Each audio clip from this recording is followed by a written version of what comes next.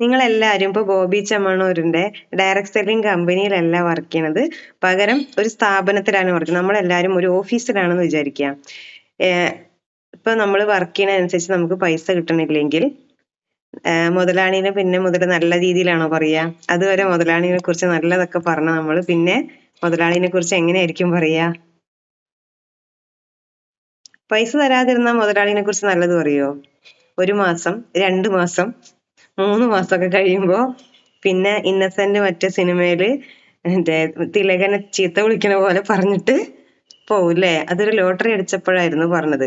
പക്ഷെ അതിലും മോശമായിരിക്കും നമ്മൾ പറയുന്ന ഡയലോഗുകൾ. പക്ഷെ ഇതേ സാധനം ഫിജി കാർട്ടിലേക്ക് നമുക്കൊന്ന് കണക്ട് ചെയ്ത് കഴിഞ്ഞാല് ഫിജി കാർട്ട് എന്നത് ഡയറക്ട് സെല്ലിംഗ് മേഖലയാണ് അല്ലെ? നമ്മൾ ഒരാളുടെ കീഴിലും ജോലിക്ക് പോകുന്നില്ല. രാവിലെ എണീക്കണു, ഫോൺ എടുക്കണു, നമുക്ക് ഇഷ്ടപ്പെട്ട ആളുകളെ വിളിക്കുന്നു, ഇതിനുള്ള ട്രെയിനിങ്ങുകൾ കൃത്യമായിട്ട് അറ്റൻഡ് ചെയ്യണു. പക്ഷെ ഒരു സ്ഥാപനത്തിൽ വർക്ക് ചെയ്യുന്ന ആൾക്ക് ഡെയിലി ട്രെയിനിങ് ഉണ്ടോ? അല്ലെങ്കിൽ അവരുടെ പേഴ്സണാലിറ്റിയിൽ മാറ്റം വരുത്താൻ അവിടെ ട്രെയിനിങ് കൊടുക്കുന്നുണ്ടോ? അവർക്ക് ഓഫീസിൽ പോയാൽ ഏതൊക്കെ ഫയൽ എടുക്കണം, ഏതെടുക്കണം അത് മാത്രം അവർക്ക് പറഞ്ഞു കൊടുക്കും അല്ലേ? ആ ഓഫീസിലിരിക്കുന്ന എത്ര പേര് ഒരു മൈക്ക് കിട്ടിയ സ്റ്റേജിൽ വിറയ്ക്കാതെ നിന്ന് സംസാരിക്കും അല്ലേ? അവരെ കൊണ്ട് പോയിട്ട് ഒരു പോസ്റ്റ് അടിക്കാൻ പറഞ്ഞാൽ അവർ അടിച്ചു തരുമോ? അവർക്ക് ആകെ അറിയണത് ഏത് സെഷനിലാണോ ഏത് ഡിപ്പാർട്ട്മെന്റ് ആണോ അവർ കൈകാര്യം ചെയ്യണത് ആ ഡിപ്പാർട്ട്മെന്റിന്റെ കാര്യം മാത്രമാണ് അവർക്ക് അറിയുള്ളൂ അല്ലെ? ഇപ്പൊ ഇതിൽ ജോലി ചെയ്യുന്ന ആളുകൾ പല ആളുകളും ഉണ്ടാവും. ആ ഡിപ്പാർട്ട്മെന്റിൽ എന്തൊക്കെയാണോ വർക്ക് അത് മാത്രമാണ് അവർക്ക് അറിയുള്ളൂ. എന്നിട്ട് അങ്ങനെ ഒരു 30 വർഷം നമ്മൾ ചെയ്താലും 30 വർഷം നമുക്ക് വേറൊരു കാര്യം ചെയ്യാനുള്ള സമയം കിട്ടിയിട്ടുണ്ടാവില്ല. സെയിം അല്ലെ? ഇപ്പൊ ഒരു ഹിസ്റ്ററി പഠിപ്പിക്കുന്ന ഒരു ടീച്ചർ ആണെങ്കിൽ 30 വർഷം ആ ടീച്ചർ ഹിസ്റ്ററി തന്നെ പഠിപ്പിച്ചുകൊണ്ടിരിക്കുക. അല്ല, ഒരു 5 വർഷം ഹിസ്റ്ററി പഠിപ്പിച്ചു കഴിഞ്ഞിട്ട് പിന്നെ കുറച്ച് മാത്സ് പഠിപ്പിക്കാം, പിന്നെ വേറത് പഠിപ്പിക്കുക പറഞ്ഞാൽ നടക്കുമോ? ബി.എഡിന് പോകുമ്പോൾ അവരൊരു സബ്ജക്ട് എടുത്തിട്ടുണ്ടാവും. ഇനി ചെറിയ ക്ലാസ്സിലെ കുട്ടികൾക്കൊക്കെ എല്ലാം അവരെടുക്കുന്നതായിരിക്കും. പക്ഷെ ഒരു വിഷയത്തിൽ മാത്രം കോൺസെൻട്രേറ്റ് ചെയ്ത് പഠിച്ചൊരു ടീച്ചർക്ക് എത്ര വർഷമാണെങ്കിലും അവര് മടുപ്പില്ലാതെ അത് പഠിപ്പിച്ചുകൊണ്ടിരിക്കുന്നു. എന്നാൽ മാത്രമേ അവർക്ക് സാലറി കിട്ടുള്ളൂ അല്ലേ? നമ്മളിവിടെ ബിസിനസ് ഒന്ന് തുടങ്ങി, ഇത് പഠിക്കാൻ എനിക്ക് സമയമില്ല, നമ്മൾ വാങ്ങിയ സാധനം വീട്ടിൽ കിട്ടാൻ കുറച്ച് വൈകിയ നമുക്ക് പ്രശ്നം, അത് കഴിഞ്ഞാൽ പിന്നെ അതുമായും കുറെ ആളുകൾ പറയും ഇന്ന ട്രെയിനിങ്ങിൽ കയറൂട്ടോ, ഇന്നൊരു മീറ്റിംഗ് ഉണ്ട്, അല്ലെങ്കിൽ ഇന്നൊരു ഇതുണ്ട് എന്ന് പറയുമ്പോൾ ബാക്കിയുള്ള ദിവസം മുഴുവൻ നമ്മൾ ഫ്രീ ആയിരിക്കും.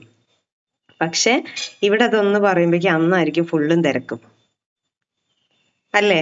നമുക്കില്ലാത്ത തിരക്ക് മൊത്തം അന്നായിരിക്കും. ട്രെയിനിങ്, അയ്യോ മാഡം ഇന്ന് അതിൽ കയറാൻ പറ്റില്ല. പക്ഷെ ഇത് ആർക്ക് വേണ്ടിയിട്ടാണ് വെക്കുന്നത് ഈ ട്രെയിനിങ്ങുകളൊക്കെ? ഇതിൽ കൃത്യമായി ട്രെയിനിങ് അറ്റൻഡ് ചെയ്ത ആളുകള് ഇപ്പൊ ഞാൻ ചിന്തിക്കുന്ന ഒരു കാര്യം എന്താ പറയുക, ഇപ്പൊ നമ്മൾ വേറെ വല്ല മേഖലയിലാണ് വർക്ക് ചെയ്തിരുന്നെങ്കിൽ ആ മേഖലയിലൊന്നും നമുക്ക് കൃത്യമായ ബിസിനസ് പഠിപ്പിക്കലോ ട്രെയിനിങ് സിസ്റ്റോ അല്ലെങ്കിൽ ഒരു ചേർത്ത് പിടിക്കലോ എന്റെ ജോലി ഞാൻ ചെയ്തില്ലെങ്കിൽ വേറൊരാള് ഏറ്റെടുത്ത് ചെയ്യേ ഒന്നും നമ്മൾ ഇതുവരെ കണ്ടിട്ടില്ല.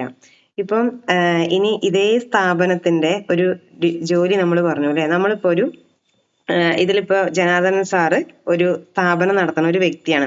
ഇതിലിരിക്കുന്ന 48 പേരുണ്ട് അല്ലെ? ഈ സാറിന് ഒഴിച്ച് 47 പേരും ഇവിടുത്തെ സ്റ്റാഫാണെന്ന് വിചാരിക്കാം അല്ലെ? അപ്പം ഈ സാറ് ഇവിടെ ഒരു ബിസിനസ് സ്ഥാപനം നടത്തുന്നുണ്ട്, ഇത്രയും പേരും സ്റ്റാഫാണ്. അപ്പൊ ഇതിലെല്ലാവർക്കും ഒരേ ജോലി ആയിരിക്കുമോ? ഈ ഇത്രയും സ്റ്റാഫിന് ഒരേ ജോലി തന്നെ ആയിരിക്കുമോ? ഓരോരോ സെഷൻ ആയിരിക്കും അവർക്ക് കൊടുത്തിട്ടുണ്ടാവും അല്ലെ? ഓരോരോ സെക്ഷൻ ആയിട്ട് അവരുടെ ഡിപ്പാർട്ട്മെന്റ് കൊടുത്തിട്ടുണ്ടാവും. എല്ലാവർക്കും ഒരേ സാലറി ആയിരിക്കുമോ? അവരുടെ ക്വാളിഫിക്കേഷൻ അനുസരിച്ചിട്ടാണ് നമ്മൾ അവരെ സെലക്ട് ചെയ്യുക. അതേപോലെ തന്നെ അവർക്ക് കൊടുക്കുന്ന സാലറിയിൽ വ്യത്യാസം ഉണ്ടാവും, അവരുടെ ജോലി വ്യത്യാസം ഉണ്ടാവും, പിന്നെ എന്തൊക്കെ വ്യത്യാസം ഉണ്ടാവും? പിന്നെ എന്തിലൊക്കെ ഒരു സ്ഥാപനത്തിൽ പോയാൽ പിന്നെ എന്തൊക്കെ വ്യത്യാസം ഉണ്ടാവും? സാർ ഇത്രയും പേരെ കോർഡിനേറ്റ് ചെയ്യണം, ഇവരെ പ്രശ്നങ്ങൾ പരിഹരിക്കണം. ചിലപ്പോ ഇവര് സാലറി കുറവാണ് പറഞ്ഞിട്ട് സമരം ചെയ്യാൻ വരുമ്പോ അതിന് എന്തൊക്കെ ചെയ്യണം അത് ചെയ്യണം. അവർക്ക് വേണ്ട എല്ലാ ഹെൽപ്പും ചെയ്തു കൊടുക്കണം. ആ സ്ഥാപനം ആ നാട്ടിൽ നിലനിന്ന് പോകണമെങ്കിൽ സാറ് കുറെ കാര്യങ്ങൾ ചെയ്യാനുണ്ടാവും അല്ലേ? അപ്പൊ നമ്മളിവിടെ ഓൾ ഇൻ ഓൾ ആയിട്ട് ഓടിക്കൊണ്ടേയിരിക്കണം. സാറിന് ഒഴിവുണ്ടാവുമോ അവിടെ? ഈ 47 പേരെ നിയന്ത്രിച്ചു കൊണ്ടുപോകണമെങ്കിൽ സാറിൻ്റെതായ എന്തുണ്ടാവും? എഫേർട്ട് ഉണ്ടാവില്ലേ? ആ ബിസിനസ് സ്ഥാപനം അതേപോലെ ഒരു 10 കിലോമീറ്റർ ചുറ്റളവിൽ അതേപോലെ ഒരു ബിസിനസ് സ്ഥാപനം വേറെ ഉണ്ട് എന്ന് വിചാരിക്കാം. അപ്പൊ പിന്നെ സാറിന് ഉറക്കേ ഉണ്ടാവില്ല. കാരണം അവിടെ ഓപ്പോസിറ്റ് ഒരാള് എന്തിനു വന്നു? നമ്മുടെ മത്സരിക്കാൻ വന്നിട്ടുണ്ട് ല്ലേ? അപ്പൊ സാറ് ചിലപ്പോ ഒരു ഓഫർ കൊടുക്കുന്ന സമയത്ത് അവര് നേരെ എന്ത് ചെയ്യും? അതിലും താഴ്ത്തും. അങ്ങനെ അവിടെ മത്സരങ്ങൾ വന്നു. പിന്നെ സാറിന് തീരെ ഉറപ്പുണ്ടാവില്ല ല്ലേ? സമ്പാദിക്കുന്നുണ്ട്, ഇത്രയും 47 പേര് അവിടെ ജോലി ചെയ്യുന്നുണ്ട്, അവർക്ക് കൃത്യമായിട്ട് കാര്യങ്ങൾ ചെയ്തു കൊടുക്കണതിന്റെ കൂട്ടത്തിൽ വേറൊരാള് നമ്മുടെ ഓപ്പോസിറ്റ് ഇതേപോലെ ഒരു സ്ഥാപനം വന്നു കഴിഞ്ഞാൽ പിന്നെ നമുക്ക് പണിയായി ല്ലേ? പിന്നെ അവരെ എങ്ങനെ തകർക്കാം? അവരുടെ ബിസിനസ് കാരണം എനിക്ക് ഇതായി. അപ്പൊ സാറിന്റെ ഇപ്പൊ ജോലിക്കാര് നല്ല കുറെ പേര് കുറച്ച് വർഷങ്ങളായി സാറ് സ്ഥാപനം നടത്തണമെങ്കിൽ നല്ല എക്സ്പേർട്ട് ആയിട്ടുള്ള ആളുകളായിട്ടുണ്ടാവും, നല്ല എക്സ്പീരിയൻസ് ആയിട്ടുള്ള കുറെ സ്റ്റാഫുകൾ ഉണ്ടാവും എന്ന് വിചാരിക്കാം. ഓട്ടോമാറ്റിക് ആയിട്ട് അപ്പുറത്ത് നിന്നൊക്കെ അവർക്ക് എന്ത് വരും? ഓഫർ വരും ല്ലേ? ഞാൻ ഇതിനേക്കാൾ കൂടുതൽ സാലറി തരാം, നീ കുറെ കാലായില്ലേ അവിടെ വർക്ക് ചെയ്യണു, എന്നാ നീ ഇങ്ങോട്ട് വന്നു കഴിഞ്ഞാൽ നമുക്ക് എന്ത് കിട്ടും? നിനക്ക് ഇതിനേക്കാൾ സാലറി തരാം. അവരെന്താ ചിന്തിക്കുന്ന വെച്ചാ നല്ല എക്സ്പേർട്ട് ആയിട്ടുള്ള ആളുകളെ ഇവിടെ നിന്ന് അങ്ങോട്ട് വലിക്കും ഇല്ലേ? അപ്പൊ സാറിന് ചിലപ്പോ നിർബന്ധിതമായിട്ട് അപ്പൊ ഇവിടെ ആ സ്റ്റാഫ് എന്ത് ചെയ്യുണ്ടാവും? എനിക്ക് സാലറി കൂട്ടിത്തരണം എന്ന് പറഞ്ഞിട്ട് പ്രശ്നം ഉണ്ടാക്കാൻ തുടങ്ങും. അപ്പൊ സാറിന്റെ നിലവിലത്തെ അവസ്ഥയിൽ സാലറി കൂട്ടിത്തരാൻ പറ്റില്ലെങ്കിൽ ഓട്ടോമാറ്റിക് ആയിട്ട് അവിടെ പ്രശ്നമാവില്ലേ? ആള് റിസൈനും ചെയ്തിട്ട് ഒരൊറ്റ പോക്കാണ്, എന്നിട്ട് അപ്പുറത്ത് പോയിട്ട് ജോയിൻ ചെയ്യും. അപ്പൊ നിലനിർത്തണമെങ്കിൽ പിന്നെ സാലറി കൂട്ടേണ്ടി വരും ഇല്ലേ? ഇങ്ങനെ ഒരുപാട് കാര്യങ്ങൾ. പിന്നെ ലൈസൻസിന്റെ കാര്യങ്ങൾ നമ്മൾ കൃത്യമായിട്ട് ഇപ്പൊ സാർ അതൊരു വാടക കെട്ടിടമാണെങ്കിൽ എല്ലാ മാസവും വലിയൊരു തുക വാടക കൊടുക്കേണ്ടി വരും. ഇത്രയും പേർക്ക് വരുമാനം കൊടുക്കുമ്പോൾ നല്ലൊരു ടാക്സ് കാര്യങ്ങള്, പിന്നെ അതില് ഇനിയിപ്പോ എന്തെങ്കിലും ഉണ്ടാക്കുന്ന ഒരു യൂണിറ്റ് ആണെങ്കിൽ അതിനുള്ള മാനുഫാക്ചറിങ് ഓരോ വർഷവും റേറ്റ് കൂടി വരും. അപ്പൊ അതിന്റെ കാര്യങ്ങൾ, ആ റോ മെറ്റീരിയൽസ് എവിടെ നിന്ന് കിട്ടും, ഇതിന്റെ എല്ലാ കാര്യങ്ങളും അവിടെ സാർ എന്ത് ചെയ്യണം? നോക്കിക്കൊണ്ടേയിരിക്കണം അല്ലേ? നമുക്കൊരു ബിസിനസ് സ്ഥാപനം നടത്തിയിട്ട് പോവാന്ന് പറഞ്ഞാൽ ചെറിയ പണിയാണോ? സാർ ഒരു 50 ലക്ഷം രൂപ ലോണൊക്കെ എടുത്തിട്ടാണ് ആ സ്ഥാപനം തുടങ്ങിയെന്ന് വിചാരിക്കുക. ഈ 50 ലക്ഷം എന്ന് കാലത്താണ് വീട്ടിൽ കഴിയുക? ഇപ്പൊ ജനാർദ്ദനൻ സാറിന്റെ ഷോപ്പിന്റെ ഉദ്ഘാടനം ഒരു കഴിഞ്ഞ ആഴ്ചയായിരുന്നു എന്ന് വിചാരിക്കുക, എക്സാമ്പിൾ. ഈ 47 പേരൊക്കെ വെച്ച് നമ്മൾ സ്ഥാപനം തുടങ്ങുന്നതിന് മുമ്പ് നമുക്ക് എന്തൊക്കെ ചെലവുണ്ട്? ഈ ആളുകളെ സെലക്ട് ചെയ്യാൻ ഇന്റർവ്യൂ കാര്യങ്ങൾ വേണ്ടേ? പരസ്യം ചെയ്യണ്ടേ? എന്റെ സ്ഥാപനം എങ്ങനെ വരുന്നുണ്ട് എന്ന് അറിയാൻ നോട്ടീസ് അടിച്ച് വലിയ രീതിയിൽ പല സ്ഥലത്തും വിളംബരം ചെയ്തുകൊണ്ടിരിക്കണം അല്ലെ നമ്മള്? പിന്നെ ലൈസൻസ് കിട്ടാൻ, മിഥുനം സിനിമയിൽ മോഹൻലാൽ ഒരു ബിസ്ക്കറ്റ് കമ്പനി തുടങ്ങാൻ വേണ്ടിയിട്ട് ആ സിനിമ കഴിയുന്ന വരെ ഓട്ടമാണ് അല്ലേ? നമ്മുടെ നാട്ടിൽ ഒരു സ്ഥാപനം തുടങ്ങണമെങ്കിൽ എന്തൊക്കെ തരം ലൈസൻസ് കിട്ടണം. പിന്നെ നമുക്ക് നല്ല എന്താ പറയാ ആളുകളൊക്കെ നല്ല സപ്പോർട്ടുള്ള ഒരു ആളും കൂടി ആണെങ്കിൽ പിന്നെ പറയും വേണ്ട, എങ്ങനെ അത് തുടങ്ങാതിരിപ്പിക്കാം എന്നതായിരിക്കും അവരുടെ ലക്ഷ്യം. അപ്പൊ നമ്മൾ അതിനു വേണ്ടി പോകുമ്പോൾ നമുക്ക് തടസ്സങ്ങളും മുടക്കങ്ങളും മാത്രമേ ഉണ്ടാവുള്ളൂ അല്ലെ? ഇതൊക്കെ കഴിഞ്ഞൊരു സ്ഥാപനം വന്നു, സാറ് ഉദ്ഘാടനം ചെയ്യാണ്. അങ്ങനെ അപ്പൊ നമുക്ക് ബിൽഡിംഗ് പെർമിറ്റ് പല സാധനങ്ങളും കിട്ടാനുണ്ട് അല്ലെ? ഇതില് ഒരുപാട് സംഭവങ്ങൾ അതിൽ കിട്ടാനുണ്ട്. ഇങ്ങനെയൊക്കെ കഴിഞ്ഞാൽ സ്ഥാപനം നിലനിന്നു. സാറ് നല്ല രീതിയിൽ ഉദ്ഘാടനമൊക്കെ കഴിഞ്ഞ് നല്ല സെലിബ്രിറ്റീനൊക്കെ വെച്ചിട്ടായിരുന്നു ഉദ്ഘാടനം കഴിഞ്ഞ്.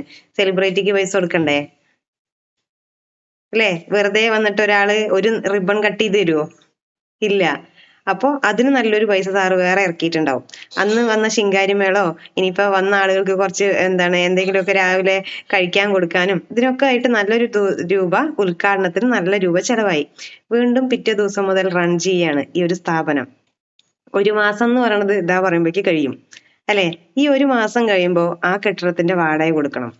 50 ലക്ഷം എടുത്തിട്ട് സാറ് തുടങ്ങിയ ഈ സ്ഥാപനത്തില് ആ 50 ലക്ഷം കൊണ്ടാണ് ഇതിന്റെ എല്ലാ വർക്കും കാര്യങ്ങളും ഒക്കെ തുടങ്ങിയിട്ടുണ്ടാവുക. പക്ഷെ ഒരു മാസം കഴിയുമ്പോൾ സാറിന്റെ ടെൻഷനായി.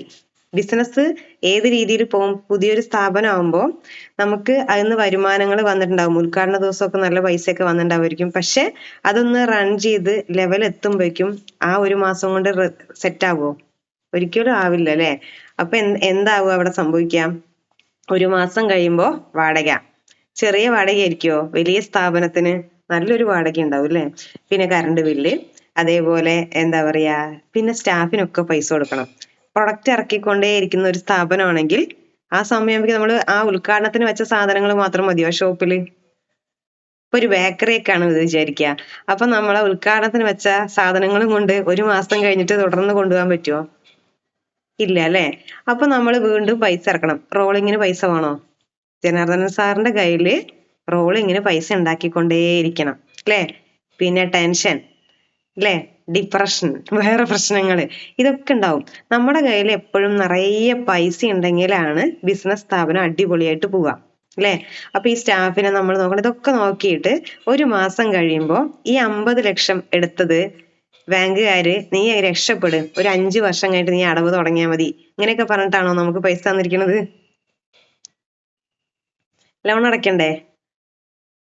അപ്പോ എത്ര വർഷം കഴിയണം ഈ 50 ലക്ഷം ലോൺ അടഞ്ഞു കഴിയണമെങ്കിൽ? മിനിമം 50 ലക്ഷം എടുത്ത ഒരു വ്യക്തിക്ക് 50 ലക്ഷം തിരിച്ചടച്ചാൽ മതിയോ? ജനാർദ്ദൻ സാറിന് 50 ലക്ഷം ലോൺ തന്ന ബാങ്കുകാര് പാവം കുറെ ബുദ്ധിമുട്ടി ബിസിനസ് ചെയ്യണമെന്ന് ഭയങ്കര അടങ്ങാത്ത ആഗ്രഹമായി എന്റെ മുന്നിൽ വന്നതാണ് ജനാർദ്ദനൻ സാറ്. എന്നാ ശരി, നിങ്ങള് ഒരു കാര്യം ചെയ്യ്, ഒരു 5 വർഷം കഴിഞ്ഞിട്ട് അടച്ചാൽ മതി, ഇതിന്റെ ഇൻട്രസ്റ്റ് ഒന്നും തരണ്ട, പാവം രക്ഷപ്പെട്ടോട്ടെ എന്ന് പറഞ്ഞിട്ട് തന്നതാണ് അല്ലേ? 50 ലക്ഷത്തിന്റെ ഇൻട്രസ്റ്റും ഒക്കെ കൂടി അടച്ചു കഴിയുമ്പോഴേക്ക് നമ്മളൊരു ഒരു മാസമൊക്കെ വെയിറ്റ് ചെയ്താൽ തീരും അല്ലേ? തീരില്ലേ? തീരും. അപ്പക്ക് സ്റ്റാഫിന് വാടക ഇതൊക്കെ കൊടുക്കണം. അപ്പൊ ഒരു മാസം ജനാർദ്ദനൻ സാറിന്റെ ചെലവ് മാത്രം എത്ര ഉണ്ടാവും? 50 ലക്ഷം ലോൺ എടുത്തു കഴിഞ്ഞാൽ 5000 രൂപ അടച്ചാൽ മതിയോ മാസം? പോരാ അല്ലേ? പിന്നെ സ്റ്റാഫ് 47 പേരുണ്ടെങ്കിൽ 47 പേർക്കും പല തരത്തിലുള്ള സാലറി ആണെങ്കിലും കൂടി എത്ര ആയിരം രൂപ? മിനിമം 10,000 രൂപയാണെങ്കിൽ പോലും എത്ര രൂപയായി? നല്ലൊരു പൈസയായില്ലേ? ഇപ്പോ വാടക. അപ്പോ ജനാർദ്ദനൻ സാറ് ഓരോ മാസവും സാറിന്റെ ബിസിനസ് ഡെവലപ്പ് ചെയ്തു പോകണമെങ്കിൽ എത്ര രൂപ ഇറക്കിക്കൊണ്ടിരുന്നു? അങ്ങനെയാണെങ്കിൽ സാറിന് തുടർന്ന് കിട്ടുന്ന ഓരോ പൈസയും ലാഭമാണോ ശരിക്കും, അതോ ലാഭത്തിൽ കൂട്ടാൻ പറ്റുമോ സാറിന് കിട്ടുന്ന ഓരോ രൂപയും? സാറിന് ലാഭം കിട്ടണമെങ്കിൽ 50 ലക്ഷം അടഞ്ഞു കഴിയണം അല്ലേ? 50 ലക്ഷം അടഞ്ഞു കഴിയണവരെയും സാറ് കടക്കാരൻ തന്നെയാണ് അല്ലേ? ലാഭം ആയി കിട്ടുന്ന പൈസ മൊത്തം എവിടേക്കാണ് നമ്മൾ പോയിക്കൊണ്ടിരിക്കുന്നത്? എനിക്ക് വിത്തൗട്ട് ലോണാണ് എന്ന് പറയുമ്പോഴും നമുക്ക് ഒരിക്കലും എന്ത് ചെയ്യാൻ പറ്റില്ല, ആ 50 ലക്ഷം തീരുന്നവരെയും സാർ അവിടെ കടക്കാരൻ തന്നെയാണ്. അപ്പോ വീണ്ടും വീണ്ടും ഇറക്കിക്കൊണ്ടേയിരിക്കണം, വീണ്ടും നമ്മൾ പൈസ ഇറക്കിക്കൊണ്ടേയിരിക്കണം. അങ്ങനെയാണെങ്കിൽ ഇനി അടുത്തൊരു ചോദ്യം. മണികണ്ഠൻ സാറ് ഇതേ സമയത്ത് ഫിജി കാർട്ട് എന്ന ബിസിനസ് ഓപ്പർച്യൂണിറ്റി ഏറ്റെടുത്തു. ജനാർദ്ദനൻ സാർ അവിടെ കട പോയിക്കോട്ടെ, ഏറ്റെടുത്തു. ഇനി മണികണ്ഠൻ സാറ് ആകെ ചെയ്തത് സാറിന്റെ വീട്ടിലേക്ക് എന്നും മറ്റേ നമ്മുടെ ജനാർദ്ദനൻ സാറ് നടത്തുന്ന പോലത്തെ കടകളിൽ നിന്ന് സാർ അവിടെ ലക്ഷങ്ങൾ ഇറക്കിയിട്ട് തുടങ്ങിയ സ്ഥാപനത്തിൽ നിന്ന് മണികണ്ഠൻ സാറ് പോയിട്ട് കുറച്ച് സാധനങ്ങൾ വാങ്ങിച്ചു. സാധനങ്ങൾ വാങ്ങിക്കാനല്ലേ ജനാർദ്ദനൻ സാർ സ്ഥാപനം തുടങ്ങിയിരിക്കുന്നത് അല്ലേ? അപ്പം ഈ സ്ഥാപനം തുടങ്ങിയിട്ട് അതിൽ പോയിട്ട് മണികണ്ഠൻ സാറ് കുറച്ച് സാധനങ്ങൾ വാങ്ങിച്ചു. വർഷങ്ങളായിട്ട് നമ്മൾ ഇതുപോലെ പല കടകളിൽ നിന്നും ഓൺലൈൻ ഷോപ്പുകളിൽ നിന്നും ഒക്കെ സാധനങ്ങൾ വാങ്ങിച്ചിട്ട് വാങ്ങിക്കുന്ന വ്യക്തിക്ക് ഇന്ന് വരെ ആരും വരുമാനം തന്നിട്ടില്ല. കാരണം എങ്ങനെ തരാൻ പറ്റും? ഇവർ ഇത്രയും പൈസയൊക്കെ ഇറക്കി റിസ്ക് എടുത്ത് ചെയ്യുമ്പോൾ ഓരോ കസ്റ്റമറിനെ അവിടെ എന്ത് ചെയ്യാൻ പറ്റും? നമുക്ക് ഹെൽപ്പ് ചെയ്യാൻ പറ്റുമോ? ഇവരും നേരെ ആയിക്കോട്ടെ എന്ന് വിചാരിക്കാൻ പറ്റുമോ? അവരുടെ കാര്യമല്ലേ നോക്കുക. ഇപ്പൊ ജനാർദ്ദനൻ സാർ ഇത്രയൊക്കെ റിസ്ക് എടുത്ത് ചെയ്യുമ്പോൾ മണികണ്ഠൻ സാർ വന്നാ മണികണ്ഠൻ സാറിന് അവിടെ ഹെൽപ്പ് ചെയ്യാൻ പറ്റുമോ? പറ്റില്ല അല്ലെ? അങ്ങനെ ഇരിക്കുന്ന സമയത്താണ് നമ്മുടെ ഫിജി കാർട്ട് എന്ന ബിസിനസ് ഓപ്പർച്യൂണിറ്റി നമ്മുടെ നാട്ടിൽ വളരെ ഫേമസ് ആയിക്കൊണ്ടിരിക്കുന്നത്. അപ്പൊ മണികണ്ഠൻ സാറ് ചിന്തിക്കുകയാണ്, ഞാൻ ഫിജി കാർട്ടിൽ ഒരു പാർട്ണർഷിപ്പ് എടുത്ത് നോക്കട്ടെ. സാർ ഓൾറെഡി ഒരു വർക്ക് ചെയ്യുന്ന ആളാണ്. പക്ഷെ ഈ വർക്ക് ചെയ്യുന്ന എല്ലാ മേഖലയിലും വർക്ക് ചെയ്യുന്ന ആളുകളും കസ്റ്റമേഴ്സ് തന്നെയല്ലേ? എല്ലാ മേഖലയിലുള്ള ആൾക്കാർ കസ്റ്റമർ അല്ലേ? ഇതിലിരിക്കുന്ന ആരാ കസ്റ്റമർ അല്ലാത്തത്? ഇവിടെ എല്ലാരും ഡ്രസ്സ് ഇട്ടിട്ടുണ്ട്. ഈ ഡ്രസ്സൊക്കെ ആരോ നമുക്ക് വിറ്റതല്ലേ അല്ലേ? നമ്മുടെ വീട്ടിലുള്ള എല്ലാ സാധനങ്ങളും ആരോ നമുക്ക് വിറ്റതല്ലേ? നമ്മളിത് സന്തോഷത്തോടു കൂടി നമ്മുടെ പൈസ കൊടുത്ത് വാങ്ങിച്ചപ്പോ ആർക്കൊക്കെ ലാഭം കിട്ടിയിട്ടില്ലേ? കിട്ടിയിട്ടില്ലേ? കുറെ സാധനങ്ങൾ പരസ്യങ്ങൾ കണ്ടിട്ടല്ലേ നമ്മൾ വാങ്ങിച്ചിരിക്കുന്നത്. ഇനി മണികണ്ഠൻ സാറ്